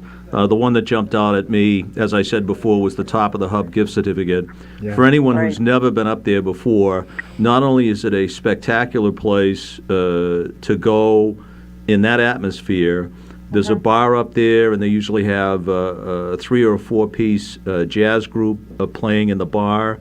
And you would expect, with a place that you would consider a tourist attraction, to not have the quality of the food that you would expect, and yet the food up there is just incredible. That is, without a doubt, in my mind, next to the Red Sox tickets, and even that, I think the top of the hub beats it. That's if you want to give somebody a gift for Father's Day or Mother's Day, that's the thing to try to bid on. That's an incredible gift. It is a wonderful gift. Mm-hmm. We're also going to have probably a couple of pieces of sports memorabilia, too. We still haven't figured out what exactly is being donated, but we will have some sports memorabilia as well. Uh-huh. And, of course, those wonderful baskets. And that 19th hole basket, that was actually donated by Steve Daniscus from Steve the Florist. But it has liquor in it, it has golf balls. Steve at Flowers by Steve is so generous, as always. So he's very generous to us. Yeah. So that's a lovely item as well. We have painting, we have some jewelry, beautiful poker table with cards, like a vintage poker table. and cards to go with that, and chips, poker chips. So that's a nice item as well. A lot of fun things. Oh yeah, this is an amazing list. Very, very impressive. I think anyone, it's worth your while to come out to this event. You'll have a great time. You'll dress up in the Kentucky Derby hats and. Right, and we have prizes for best hat, best tie for the men, best derby attire. It sounds like a blast, and it's a great venue to have it in, too. Perfect. Yeah, it's going to be beautiful. Mm-hmm. All right, so after the news, because we're at news time, after the news, so what do we have to offer, Albert? 2 tickets. We have two tickets, each worth $60, so $120 value. Now, I'm going to ask you if you call in for this contest, that you actually are going to use them. Don't let them go to waste. We have a caller on the line. I guess we have a winner already. Let's put that caller. On your end. We're going to put that caller through. Cindy, I'm not sure how much you're going to be able to hear of this, but we'll try it. Why don't you stay on the line, Cindy? Oh, okay. We have a caller on this line. You have apparently won 2 tickets, $60 each value, to the Kentucky Derby Gala. And who are you? Mark Lucas. You are? Mark Lucas, yes. Long-time listener. I listen to every day from early in the morning till later time. Wow. Oh, thank you very much. Congratulations. Well, then I'm really glad a loyal listener is winning these tickets, because there's a $120 value here. We're going to have them available at the front desk of WHAV tomorrow, the next day. If you feel free to call back later, and we'll work out a time to make sure you get these. But you're going to definitely go. Is that right? Yes. All right. Sure. All right, very good. And you listen to WHAV? I just want to keep hearing that because it makes me feel good. Listening to WHAV all day long, the new 97.9 FM. Yeah. All right, well, congratulations. You have won the 2 tickets, the Haverhill Firefighting Museum Kentucky Derby Gala 143rd Run for the Roses, Saturday, 5 to 10 p.m., $120 value right here, and thank you very much. No, thank you very much. Haverhill Firefighting Museum, 75 Kenoza Ave, Haverhill, Mass. Yeah, we got it all. I know where it is. And bring your appetite. There's going to be some great food there. Oh, good. Yep. All right, well, that's our biggest prize ever on this program. Without a doubt. Thank you very much. Thank you for listening, and thank you for winning. All right. Have a good night. Have a good night. Thank you. Too. Good night.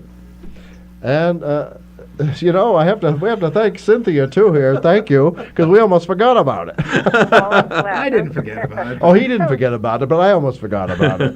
I'm just old and feeble, and that happens. So, all right. Thank you so much. Cynthia, any parting words? No, just come out, support the museum, and have a really fun time. It is. It's going to be a great time. There's you no don't want to miss it. If you show up, there's no way you couldn't have a good time.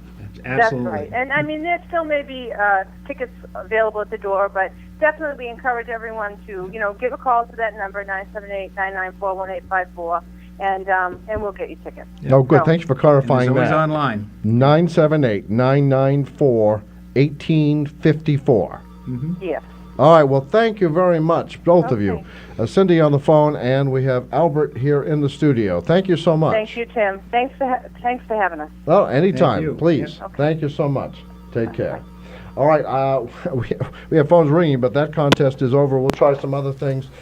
Chris, let's go to local news. And thank you very much, Albert, for joining us in the studio. Thank you, Tim. And thank you to our winner. We're going to go to local news. We'll be back with more of the Open Mic Show after that. Open Mic! Tim Coco and the Open Mic will be right back. Get in on the action. Call 978-374-1900 or email tcoco@whav.net. If you are enjoying this program, please consider making a donation right now. Your donations to not-for-profit WHAV help keep these vital community services on the air. Donate online at www.whav.net.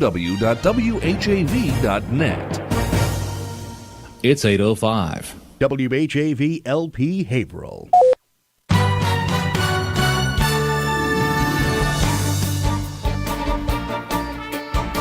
Here's what's happening in local news. A 30-year-old Haverhill man stands accused of sexual contact with a 3-year-old girl he was babysitting on Easter Day in New York, taking a photograph of the act and distributing it over the internet.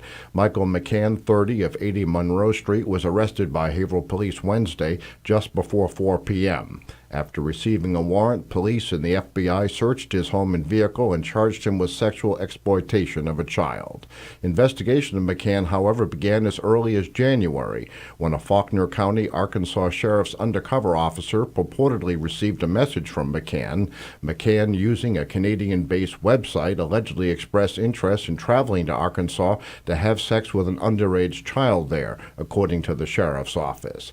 The Faulkner County Sheriff's Office continued to exchange messages with McCann, receiving one April 16th, indicating the Haverhill man sexually abused a 3-year-old girl that day. 2 days later, McCann sent a sexually explicit photograph from the incident, according to an FBI affidavit filed in U.S. District Court for New York's Northern District. McCann, who reportedly said he had other photographs with the girl, said he wasn't afraid the child would reveal the incident because her eyes were closed and she doesn't talk that well. The sheriff's office notified FBI officials in Little Rock, Arkansas, who in turn informed FBI agents in New York and Massachusetts. The FBI said New York State Police tracked down the home and family where the incident took place and interviewed the mother last Monday, according to court papers. The mother confirmed the child in the image was hers and that McCann had visited April 15th, 16th, and 17th. The child also disclosed during the police interview McCann brushed her teeth, but the toothbrush was bigger than the one her parents used and it hurt her mouth. A U.S. District Court judge in Boston issued the warrant to search McCann, his home, and vehicle. McCann reportedly confirmed for police he had taken the photographs and distributed it over the internet.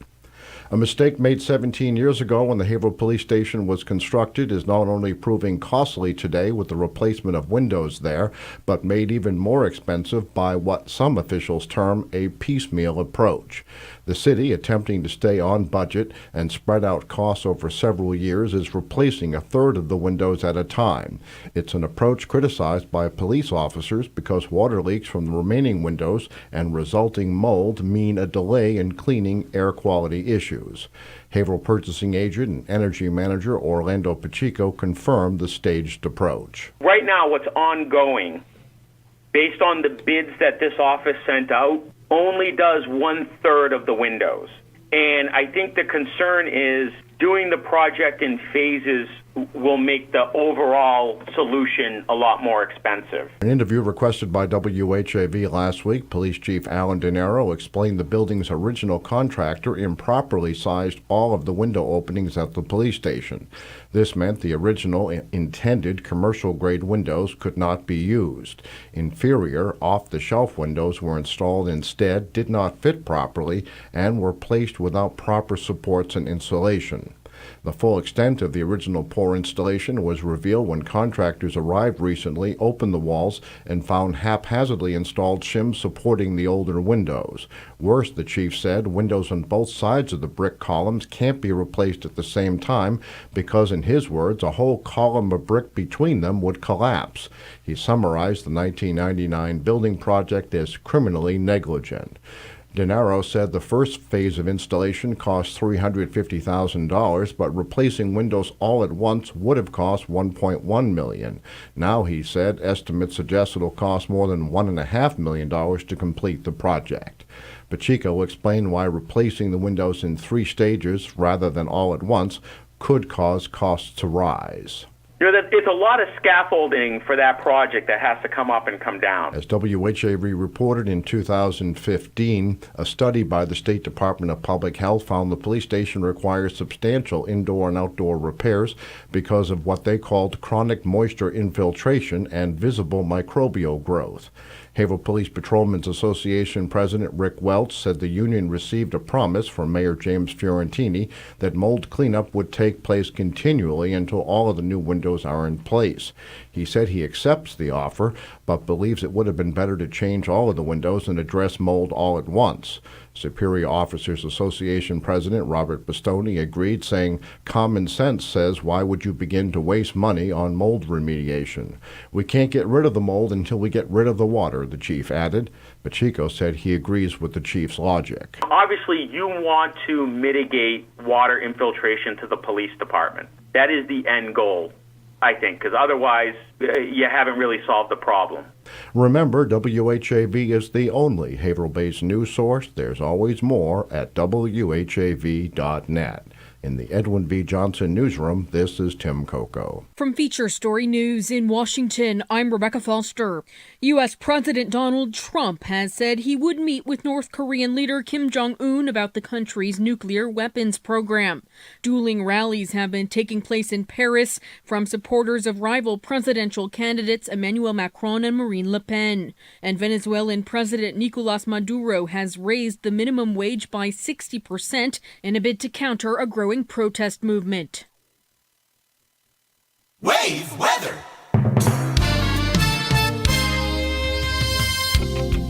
I'm WHAV meteorologist Rob St. here with Wave Weather. Now, tonight, a warm front is slowly going to come up from the south. We'll see some showers develop. There could be a thunderstorm as well. Temperatures will be somewhere in the mid-50s, but should rise toward daybreak. Tuesday, showers then by midday, then partly sunny and breezy, and warmer too with a high 70 to 75.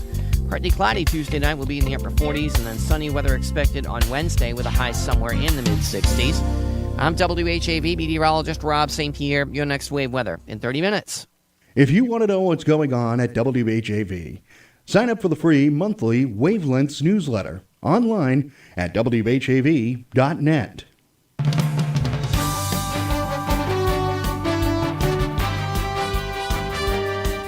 97.9 FM, WHAV. Catch the wave, WHAV. Merrimack Valley. Open mic.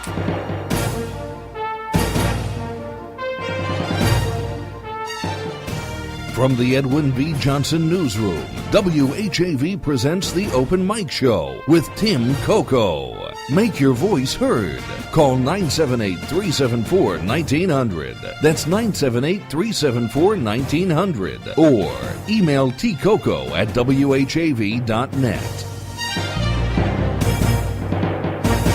97.9 FM, WHAV. This is the Open Mic Show. I'm here, Tim Coco, and with me is... Frank Camola. Frank Camola. He's on the program as well. Read his commentaries on WHAV.net, or better yet, listen to WHAV 97.9 FM on Fridays, twice a day. You'll hear, and there's a new name for this. It's Frankly Frank. Frank being Frank? Frank being Frank. I have a shortened version of it. Frank being Frank, yes. As in candid, and his name. All right. But before we go to our call, I just want a couple of things. You heard some great things happening. It begins Friday night in downtown Haverhill, First Fridays. Then on Saturday, much more, the Firefighting Museum, Haverhill Firefighting Museum, 75 Kenoza Avenue. You just heard Cindy Graham tell us that there's a chance that you could buy a ticket at the door, but don't count on it.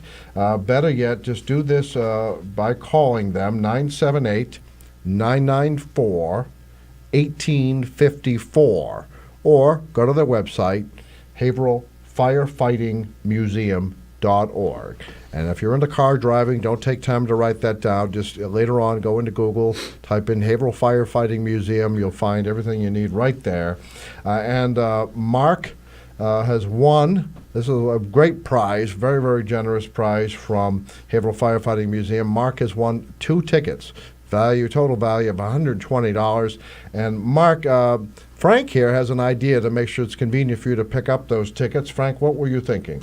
The Haverhill Firefighters Credit Union, the Haverhill Fire Department Credit Union, is in the same building as the Firefighting Museum, and they're open every day, Monday through Friday, from 8 until 2:30, 2 o'clock in the afternoon. My mistake, 8 until 2. And I could leave the tickets there for you, and you can pick them up if you'd like. All right. Now, later on, you can call if that's not convenient, or you didn't even hear this message. We'll call you.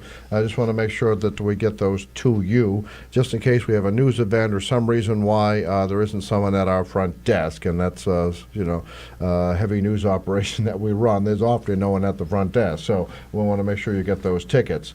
And then I want to point out that Haverhill Better Block, Saturday, Merrimack Street between Howe Street and Main Street, a transformation, although temporary, a transformation of Merrimack Street, where there will be many events temporarily transforming that section of the street. It's called Haverhill Better Block, and there are all kinds of things. There's they call it the Scaffolding Market, which is oriented around bikes. The community bicycle ride led by the mayor. There'll be a pop-up bicycle shop from 2 to 3:30. There'll be a river walk tour 3 to 4. There's another shop, Pentucket Bank Pop-Up.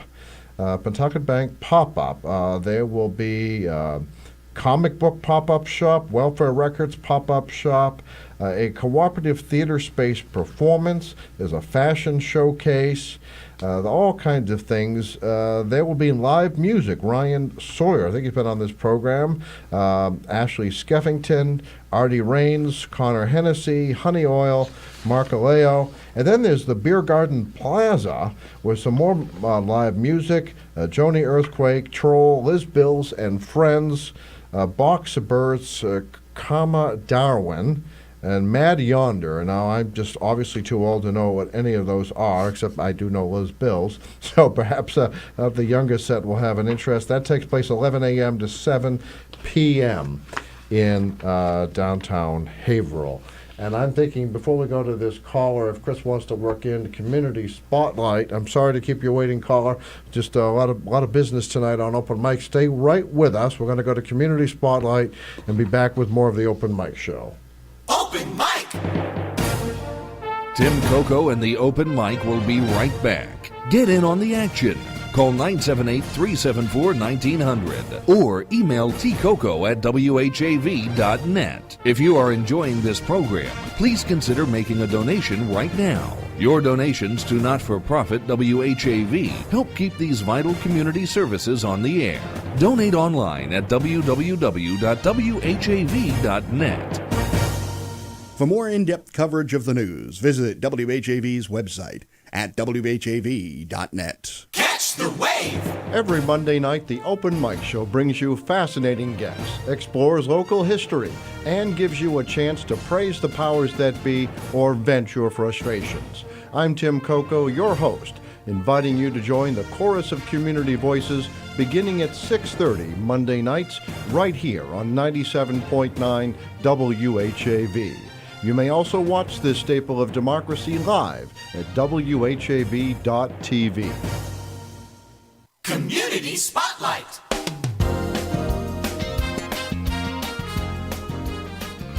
The Haverhill Pregnancy Care Group serves mothers and mothers-to-be who are receiving case management services. The group needs infant formula, baby food, and gently used baby equipment that will be distributed to these mothers in need. Donations of these items may be made at the Haverhill Pregnancy Care Group Center, 496 Main Street, Haverhill, or given to Rita at the Council on Aging, 10 Welcome Street, Haverhill. For more information, call the Pregnancy Care Group Center at 978-373-5700. Someone you know is on WHAV. To submit or read your own nonprofit announcements, click on the Contact tab at whav.net or email news@whav.net. In the Edwin V. John, this is Frank Kamola.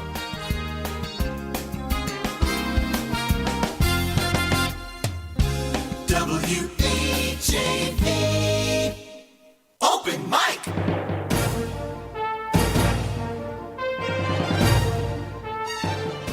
From the Edmonton Newsroom, WHAV presents the Open Mic Show with Tim Coco. Make your voice heard. Call 978-374-1900. That's 978-374-1900. Or email tcoco@whav.net. All right, we've kept our caller waiting long enough. Caller, you are on the Open Mic Show. Good evening, Tim. How are you? Oh, Gerrie, thank you. I'm sorry Hi, to keep Gerrie. you waiting. We just had a full plate tonight. I know it. I thought you were going to have an amateur show, so I was That's me. getting ready.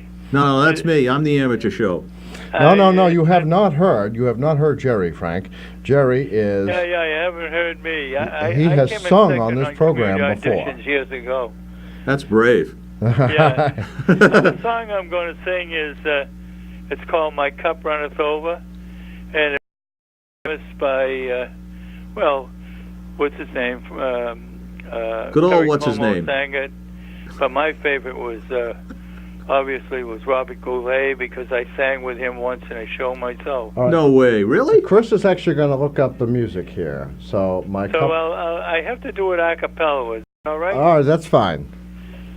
Sometimes in the morning, when shadows are deep, I lie here beside you, just watching you sleep. And sometimes I whisper what I'm thinking of. My cup runneth over with love. Sometimes in the evening, when you do not see, I study the small things you do constantly. I memories moments that I'm fondest of. My cup runneth over with love. In only a moment, we both will be old.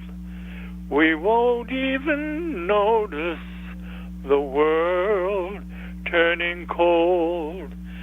And so, in these moments, with sunlight above, my cup runneth over with love.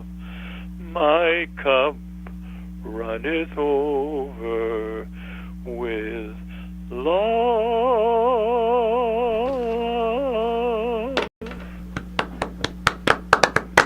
All right, thank you very much.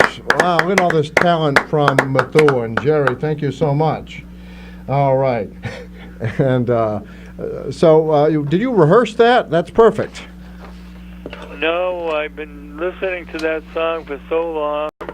As I said, I was friendly with Robert Goulet. I sang on a show with him. I was in my early 20s, and he was singing. He was at St. Anne's School in Lawrence, and a nun is credited with bringing his voice into prominence. He's a Lawrence native, isn't he? He lived out right across from St. Anne's School. Wow. In an apartment there. Oh yeah. And I was in the show. In those days. Mm-hmm. In those days, the churches and associations used to have shows to get funds. Yeah. And so I auditioned for this show at St. Anne's, and who do I meet? 12-year-old Robert Goulet. He was And you 12 could at the tell right time, away, huh? Boy, that he had a voice. Gerrie, he was 12 at the time? He was about 12, and I was in my late teens, 20. I think I was going to Merrimack. So he already had some talent going for him already at that young age, huh? Pardon? He already had quite a bit of talent for a young man his age. Oh yes, he did. He was when he was 12 years old. He was singing in this show at St. Anne's, and I just was fortunate to be a member. Then years later, he was playing in Wakefield, and I put on my ticket. I'm Gerrie McCall from Lawrence. I sang on a show with you years and years ago, and I got a message back. Come backstage. I want to talk to you. We talked for a half an hour, and my wife took my picture and me and him in a picture, which I'm looking at right. That's awesome. And you have that still, huh? I still have that picture, and it's right in my little office right here. It shows him. He was on it. He had been married 3 times, and I met his wife. She was Russian. Yeah. Yeah, that's it's a tough business when you're traveling around the country to be able to keep a relationship going. When you start to think of all those great singers that passed on early, like Perry Como, Sinatra, Vaughn Monroe. They really led a very, very tough life. The thing is that back when television first came into to being back in the 50s, those singers really had an awful lot to do with the success of television. I mean, it was all about shows on Fridays and particularly Saturday nights where they would feature that kind of those singers and the dancers too. The other thing was that I came in second on community auditions. No kidding. Yeah, prior to that, and I sang a song, and Gene Jones was the he was the person in charge. Right. I got beat by 13 old ladies in funny costumes wearing kazoos. Oh, they'll do it to you every time. Well, they must have sent in a lot of postcards. Yeah, well, all 13 of them voted, and you take all of their friends and pile that in there, too. You're kind of outnumbered. My father sent in 400, so... Get out! Did he? Yeah. Oh, boy, all right. But anyway, they asked me to come back the following year, but by that time I was singing with the band, So that was the origin of Stuff in the Ballot Box, I think, when your dad sent in those 400. But anyway, which band did you sing more with? Money as a... Which band did you sing with? Tony Brown, and we were competitors of guess who? George E.K. No kidding. He was our big competitor. And we traveled all over. New England. Even my first job that I ever sang, Burlington, Vermont. Can you imagine that? Oh my God! Back then there wasn't an interstate highway.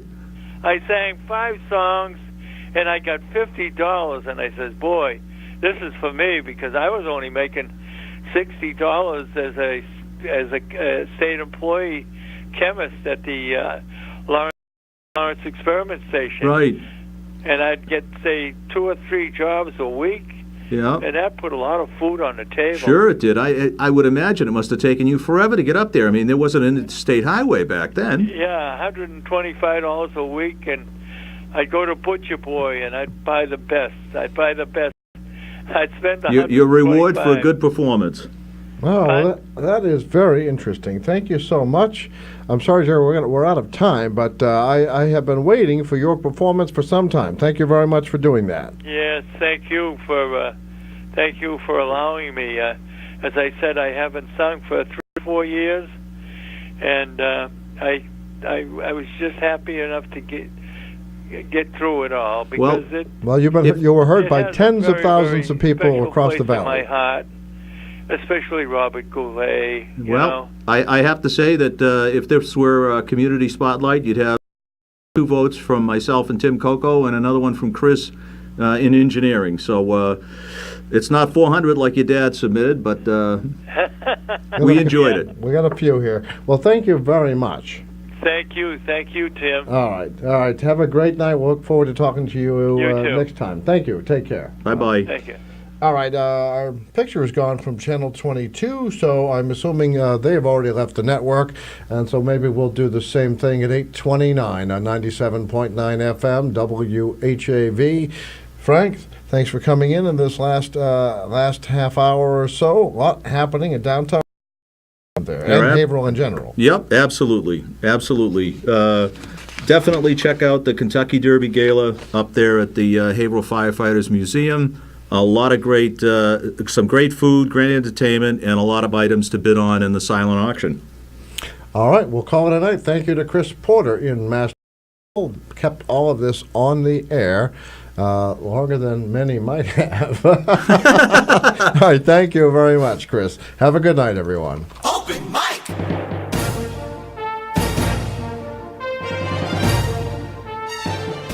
Join Tim Coco live on the Open Mic again next Monday night at 6:30. The opinions expressed on the Open Mic Show are not necessarily those of WHAV, its underwriters, or affiliated stations. The Open Mic Show came to you from the Edwin V. Johnson Newsroom.